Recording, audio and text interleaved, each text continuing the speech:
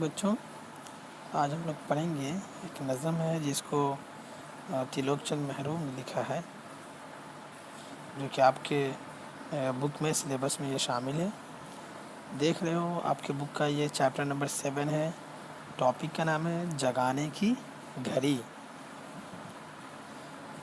اس نظم میں شاعر نے اس بات کی طرف اشارہ کیا ہے کہ دیر تک سونے والے بہت سی نعمتوں سے محروم رہتے ہیں۔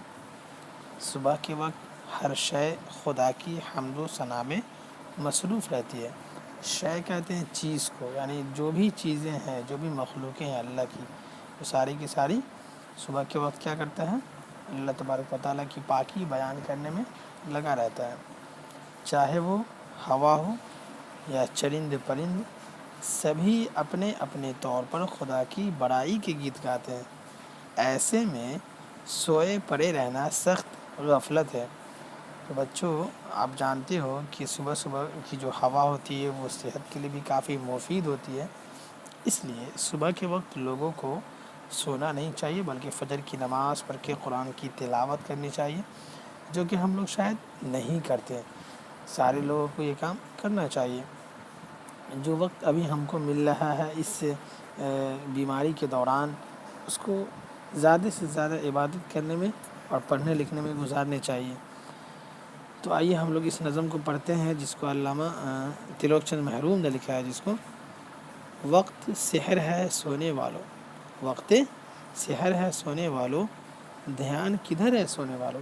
شاعر کہہ رہے ہیں تریلوک چند محروم کہ یہ جو وقت ہے یہ صبح کا وقت ہو گیا ہے، سونے والو تمہارا دھیان کدھر ہے۔ جاگو نیند کے اے مت والو، لطف سحر کو کھونے والو، کہ اے نیند میں پڑے ہوئے شخص، اے سوئے ہوئے شخص، تم جاگ جاؤ، مزہ لو صبح کی، سحر کی مزہ لو۔ جاگ اٹھا ہے پتا پتا، غفلت کیسی سونا کیسا، کہ ہر چیز جو اس دنیا میں موجود ہے، جو ہمارے آس پاس ہے، وہ سارے کے سارے جاگ اٹھے ہیں، پتے پتے جاگ گئے ہیں، تو پھر یہ غفلت اور سستی کیسا۔ باد سحر کے جھونکے آئے، باد سحر کہتے ہیں صبح کی ہوا، باد سحر کے جھونکے آئے، نگہت تر کے جھونکے آئے، صبح کے ہوا کے جھونکے آئے اور پھول کے خوشبو کے جھونکے آئے۔ جاگو پہلو بدل کر دیکھو، اٹھو آنکھیں مل کر دیکھو۔ پہلو کہتے ہیں کروٹ بدلنے کو، تو جاگو پہلو بدل کر دیکھو، جاگ جاؤ، ذرا اپنی کروٹ کو بدلو اور دیکھو، آنکھیں مل کر دیکھو کہ ساری دنیا اٹھ گئی ہے، اب تک تم پڑے ہوئے ہو، کب تک سوئے رہو گے۔ وقت کی قدر کرو، سونے کے وقت میں سو، اب اٹھنے کا وقت ہو گیا ہے۔ شاعر آپ سے کہہ رہا ہے کہ اٹھ جاؤ، صبح صبح اٹھ کر پڑھو لکھو، کچھ اچھا کام کرو، تاکہ آپ کے دن کی شروعات کچھ اچھے کاموں سے ہو، سونے سے نہیں ہو۔ صلی علی یہ نور کا عالم، ہر ذرے پہ ہے طور کا عالم۔ تازہ و نو مرغان چمن ہے، نغمے جن کے جانے چمن ہے، میٹھی بولی بول رہے ہیں۔ آپ دیکھو گے صبح صبح چرند پرند سب اپنے اپنے گھونسلے سے نکل کر وہ اللہ تبارک و تعالیٰ کی تسبیح بیان کرنے میں لگے رہتے ہیں۔ وہ پیاری پیاری بولیاں جو ہیں وہ بولتی رہتی ہیں، نغمے وہ گاتے رہتے ہیں، وہ اڑنے کے لیے اپنے پر کو کھول دیتے ہیں، چہچہاتی رہتی ہے۔ وجد میں ہے سب آئے جاتے، حمد خدا کے گیت ہے گاتے۔ گلشن میں جو نہر ہے جاری، کرتی ہے سجدہ خالق باری۔ حمد و ثنا کے ترانے گاتی، اپنی جبیں کو ہے گھیستی۔ جبیں کہتے ہیں پیشانی کو، کہ چڑیاں جس طرح سے دیکھتے ہیں آپ کہ جب ثنا اور بولتی ہے، اللہ کی پاکی بیان کرتی ہے، اپنی پیشانی کو زمین پر املتی رہتی ہے، گھستی ہے۔ شور اٹھا ناقوس و اذاں کا، ناقوس کہتے ہیں ایک گھنٹا کو، جو کہ مندروں میں ایک سانگ ہوتا ہے جو بجایا جاتا ہے، اسے کہتے ہیں ناقوس۔ شور اٹھا ناقوس و اذاں کا، وقت نہیں یہ خواب گراں کا۔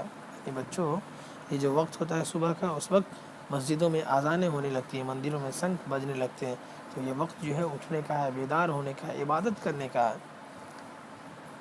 صبح صبح ہندو دھرم کے لوگ مندر جاتے ہیں، پوجا کرنے کے لیے، اور مسلم لوگ صبح صبح اٹھتے ہیں، مسجد جاتے ہیں، فجر کی نماز پڑھ کے اپنے دن کی شروعات کرتے ہیں، تو پھر یہ غفلت کیسی ہے، یہ سونا کیسا ہے؟ اٹھیں، آپ بھی کریں، آپ بھی عبادت کریں۔ عابد، شیخ، برہمن جاگے۔ عابد کہتے ہیں عبادت کرنے والے، شیخ کہتے ہیں بوڑھے کو، برہمن سب جاگ گئے، جانب مسجد و مندر بھاگے، اور صبح صبح اٹھ کر کے وہ لوگ کہاں بھاگ رہے ہیں؟ مسجد کی طرف، مندر کی طرف۔ کیوں بھاگ رہے ہیں؟ تاکہ عبادت کریں۔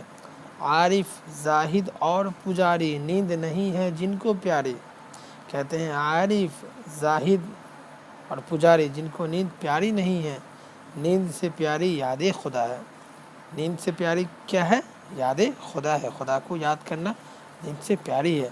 یاد خدا میں جن کو مزہ ہے، اور جس شخص کو اللہ کی یاد میں مزہ آتا ہے، اللہ کی عبادت کرنے میں مزہ آتا ہے، محفل راز میں جا کر بیٹھے، دل کو جہاں سے اٹھا کر بیٹھے۔